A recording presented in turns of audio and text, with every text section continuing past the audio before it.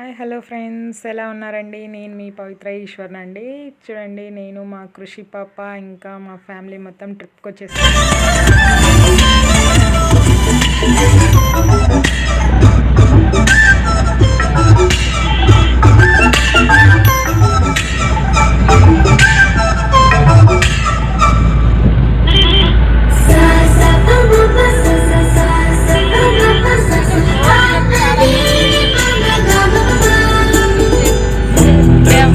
First of all ఇక్కడ వచ్చేసి మేము అంజనాద్రి బెట్ట అండి. ఇది ఏంటి బెట్ట అంటే మీకు అర్థం కాలేదు కదా, కొండ అండి.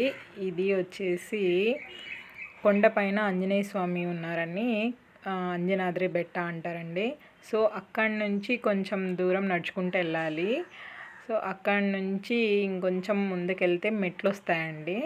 ఆ మెట్లు ఎక్కాలి. యాక్చువల్గా అవి 600 మెట్లు ఉంటాయంట. ముందే భయపడిపోయాను నేను ఎలా ఎక్కాలి అని. సో చూద్దాం, ఎలా అయినా ఎక్కేయాలి కాబట్టి పాప ఉంది. సో పాపని ఎవరికొకరికి హ్యాండ్ ఓవర్ చేసేసాను. సో ఇక్కడ ఎంట్రన్స్ అండి, ఇక్కడ వెళ్ళాలి. చూడండి, శ్రీ ఆంజనేయ స్వామి దేవస్థానం అండి. సో చూసేసాయండి ఫైనల్గా. ఇక్కడ మొత్తం స్టార్టింగ్ అండి. ఇక్కడ చిన్న శ్రీరాముల వారు ఉన్నారండి. శ్రీరాముల వారి విగ్రహం వెనకాల చూడండి. సో ఇక్కడ దర్శనం చేసుకొని స్టార్టింగ్ ఇక్కడి నుంచి పైకి ఎక్కడం స్టార్ట్ చేసేసామండి. సో కొంచెం ముందర నుంచి వెళ్ళాలి. సో ఒక 2 స్టెప్స్ కృషితో ఎక్కిద్దామని ఎక్కించేసాను. సో ఇంకా చిన్న పాప కదా, నడవడమే కష్టం. ముందు నడవమంటే వెనకాల నడుస్తుంది. సో ఇక్కడనే మనకు ఎంట్రన్స్లోనే మనకు దర్శనం ఇచ్చేసారు ఆంజనేయుల వారు. సో ఇక్కడైతే చాలా ఉంటాయండి మంకీస్. సో కోతి అని అనకూడదని మంకీస్ అనానండి. చూడండి, ఇక్కడ వాటికి ఏవైనా పెడితే తినేస్తాయండి. చిన్నపిల్లలకైతే ఎగ్జైట్మెంట్తో పెడతా అంటారు కదా. సో మా పాప కూడా పెట్టింది ఇలానే. అవి మొత్తం ఎవరు వచ్చినా అలానే తీసుకుని తింటూ ఉంటాయి ఇక్కడ. సో ఎక్కడం కూడా చాలా కష్టమైపోయిందండి. హాఫ్ మూమెంట్కి వచ్చేసాము, అలసిపోయాము ఇంకా. సో ఇంకేం చేస్తాం, పాపనైతే అన్న వాళ్ళు ఎత్తుకున్నారు. సో పైన నుంచి వ్యూ చూడండి ఎలా ఉంది, అదిరిపోయింది కదా. సో ఇంకా ఇది సగమే అండి, ఇంకా ముందుకు వెళ్ళాలి. సో ఇక్కడ ఇంకా అలుపు వచ్చేస్తే చాలామంది కూర్చొని ఇస్తారండి. 600 స్టెప్స్ ఎక్కాలి యాక్చువల్గా ఇవి. సో నేనైతే 575 స్టెప్స్ అయితే కంప్లీట్ చేసేసాను. అందరికన్నా ఫస్ట్ వచ్చేసాను నేను. జై శ్రీరామ్ జై శ్రీరామ్ అనుకుంటూ. చూడండి, ఇంకా ఉందండి. ఇంకా ఎక్కడంతోనే అయిపోతుంది. కానీ సమ్మర్ కదా. ఇక్కడ ఒక చిన్న గుహలాగా ఉందండి. ఆ గుహల నుంచి అవతలకి వెళ్తా అంటే ఏసీ ఎందుకండి, అటువంటి గాలి వస్తుంది చూడండి, అక్కడే ఉండిపోవాలనిపిస్తుంది. చూడండి అంత చల్లగా ఉందంటే అక్కడ వాతావరణము. సో ఫైనల్గా పైకి వచ్చేసామండి. సో ఇక్కడ నుంచి ఇలా ముందుకు వెళ్ళాలి. సో స్తంభం చూపించేస్తున్నాను మీకు ఫస్ట్. చూసేయండి, దర్శనం చేసుకోండి మీరు కూడా. వెళ్ళడానికి కుదరకపోతే కానీ చూసుకొని వెళ్ళండి వీలైతే. సో ఫైనల్గా ఇక్కడ లోపలైతే దేవుని ఫోటో తీయడానికి కుదరలేదు.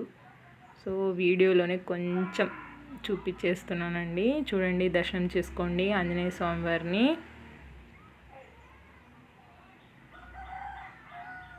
చూడండి, జై శ్రీరామ్ జై ఆంజనేయ. ఇక్కడ వచ్చి రాముల వారిని పెట్టారండి. ఇక్కడ ఈ బాక్స్లో ఉంది కదండి, ఇది అప్పుడు రామసేతు అని మనం నేనైతే చిన్నప్పుడు చదువుకున్నానండి. అందులో ఉన్న ఒక స్టోన్ ఉంటుంది కదా, ఆ స్టోన్ ఆ నీటి పైన అలాగే తేలుతూ ఉంది చూడండి. సో పైనుంచి వ్యూ అయితే చుట్టూ కొండలే అండి ఇక్కడ. కానీ సమ్మర్ కదా, ఫుల్ అసలు ఉండలేకపోయాం మేము. చూడండి, చుట్టూ కొండలే ఉన్నాయి. సో నెక్స్ట్ వచ్చేసి మేము ఏదో జాతరకు వచ్చామనుకుంటున్నారా, జాతర కాదండి, ఇది అమ్మవారి టెంపుల్ అండి. ఇది ఇక్కడ ఉలిగమ్మ టెంపుల్ అంటారండి ఇది. ఇక్కడ వచ్చేసి ఎప్పుడూ జనాలు ఫుల్ రష్తోనే ఉంటారు. సో మాకు దర్శనం కూడా కుదురుతుందో లేదో అనుకుంటూనే వెళ్ళాం లోపలికి. ఇక్కడైతే చూడండి బోనాలు సమర్పించుకుంటున్నారు. మొత్తం ఇక్కడ ఎంత జనం ఉన్నారంటే ఫుల్ రష్. లోపలికైతే పోవడానికి కూడా కుదరలేదు. కానీ చల్ల కింద పోవడానికి వాటర్ వేసేసారండి కింద. సో క్యూ చూడండి, 1 డే అయినా క్యూ అయితే కదలదు. సో మాకైతే దర్శనం కుదరలేదు. ఫస్ట్ టైం వెళ్ళాను, ఫస్ట్ టైమే దర్శనం కుదరలేదు. సో నెక్స్ట్ వచ్చేసి హంపి విరూపాక్షేశ్వర టెంపుల్కి వచ్చేసామండి. ఇక్కడ చూడండి గోపురం. హంపిలో అయితే చాలా చూడ్డానికి మన 2 కళ్ళు చాలేదండి నాకైతే.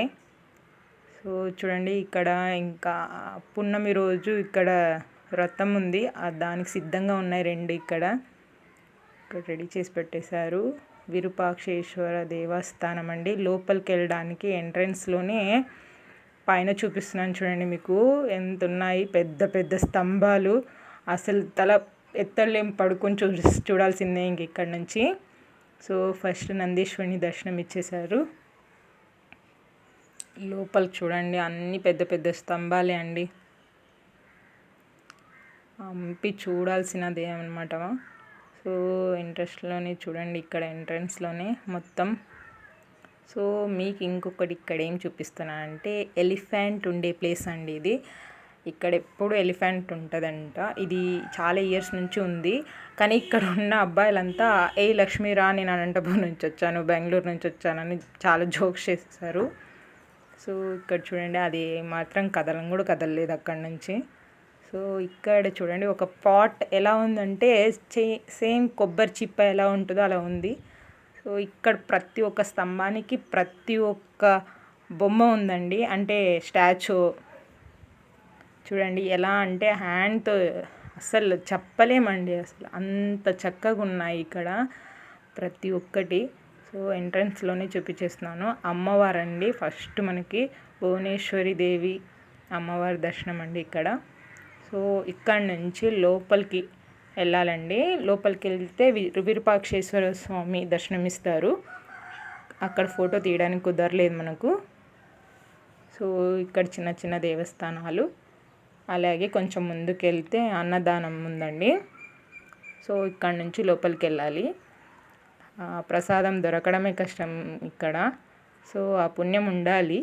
సో ఎంత లేట్గా వెళ్ళామంటే కానీ ఎంతో ప్రసాదం దొరికింది.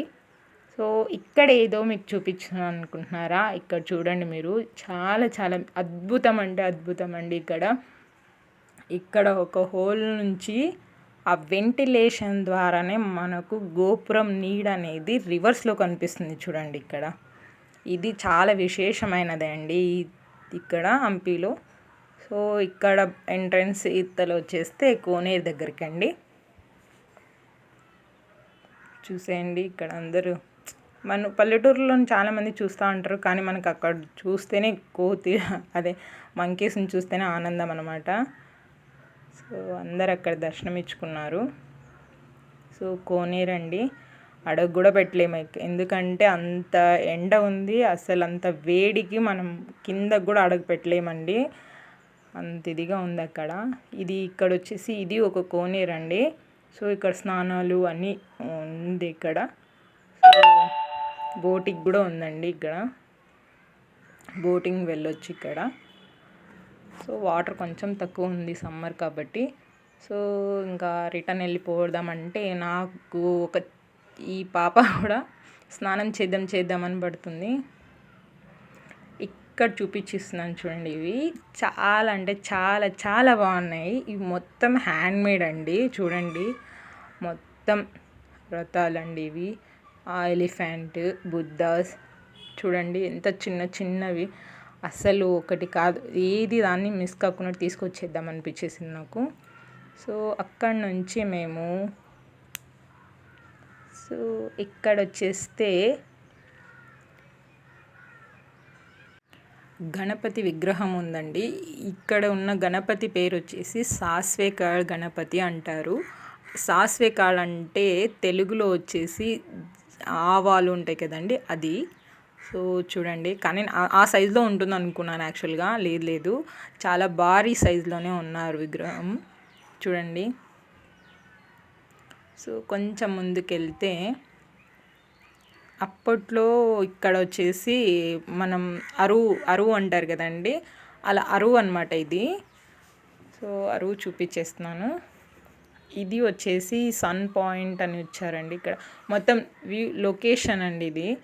సో చూడవచ్చు ఇక్కడ నుంచి మనకు మొత్తం కనిపించేస్తుందంట. ఇక్కడ నుంచి సన్సెట్ పాయింట్ అంట.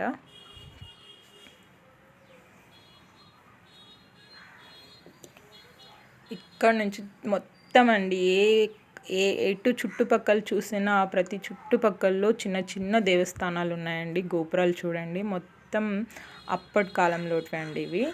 సో ఈ అరువు అండి ఇది. సో ఇక్కడ నుంచి మేము కొంచెం ఇలా వెహికల్స్ దొరుకుతాయండి.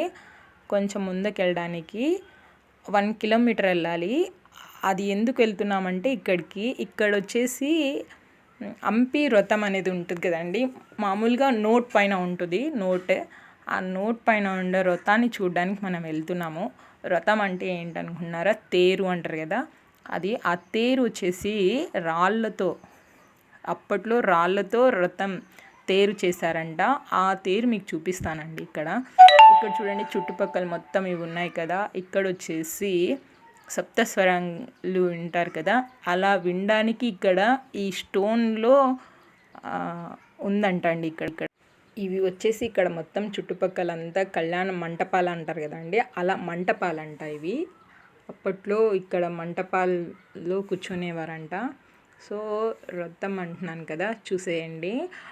మాకైతే చాలా చాలా ఆశ్చర్యం వేసేసింది. ఇది ఎలా ఎగ్గుతారు, ఎలా కట్టింటారు, ఏంటిది అస్సలు ఒకటి కాదండి, 1,00,000 ప్రశ్నలు మా మైండ్లో రన్ అయిపోయాయి.